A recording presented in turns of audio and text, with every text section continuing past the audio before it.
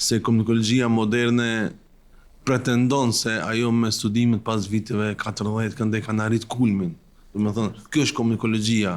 Pra arti të folurit, arti i të dëgjuarit, fakt ata mendojnë kështu. Kjo është një art të cilët ne si shqiptar pak ose kemi problematik arti të dëgjuarit. Edhe bukuria, artikulimi i fjalëve, body language, do të thonë gjuha e trupit edhe shumë sende tjera, edhe pastaj komunikologjia moderne e arrin kulmin me prodhimin e gjuhës së shfrytëmëmecëve.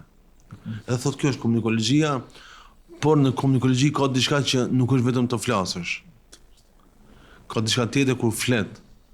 Dhe personi që dëgjon a kupton atë që e thua ti, mënyrën si e kupton, mënyrën si e përcjell ti dhe pse e përcjell, a ke interesa personal apo edhe shumë për shembull komunikologjia moderne në biznes ka interes personal. Do ti flet bukur për arsye se ke një interes që duhesh me fitu klientellën ose XY. Me ofru produktin, shërbimin edhe u desht me u ndal dhe me mendu se komunikologjia e Muhamedit alayhi salatu wasalam është ajo vule e komunikologjisë. Ai i cili nuk ju flis të njerëzve, ju flis të zemrave të njerëzve. Atë të cilin nuk e dëgjonin vetëm veshët, po qetësohesh të zemra dhe rahatohesh të shpirti.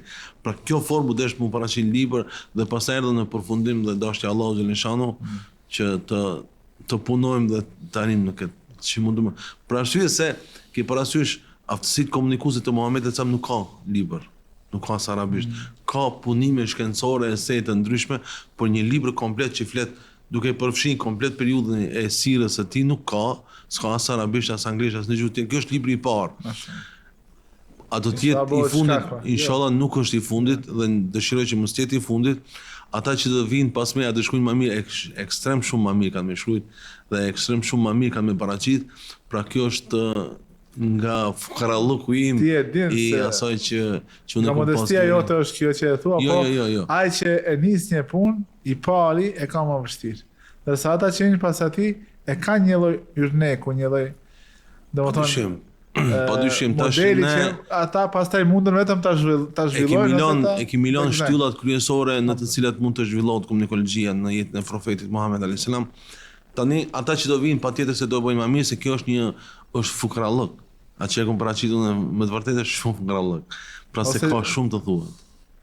Ja, shpresojmë që inshallah e ka kryer misionin e vet edhe e ka arritur qëllimin e vet, në synimin që për të cilën është shkruar. Shumë mirë të sekët se në komunikologji është shumë e rëndësishme jeti, qëllimi. Pse ti i drejtohesh dikujt? Profeti jon, Muhamedi sallallahu alaihi wasallam, kur ka komunikuar me njerëzit, qëllimi i tij ka qenë të shpëton. Tua tregon rrugën e drejtë, saktë, rrugën e mirëfill se si duhet të jetojnë jetën e këtë botë që pastaj në botën e pastajme në ahiret të kënaqen në begati dhe mirësitë e Allahut subhanahu wa taala. I dërguari i Allahut nuk kishte për qëllim mi fitu debatet. Qartë. Por kishte qëllimi i tij me dalë triumfues në biseda, por arsye se nuk shkruaj poezi, nuk kundërvojmë me poezi, se poezisë duhet më shkruaj poezi për me dalë poezia jote më e mirë, ai nuk shkruaj asnjëherë. Pastaj as nuk i transmetoi asnjëherë.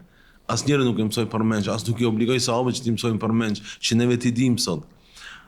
Por ai qëllimin e kishte ti fitoi debatin, s'ka problem. Na do të fitojmë zemrat. Se është zemra ajo që më duhet mua.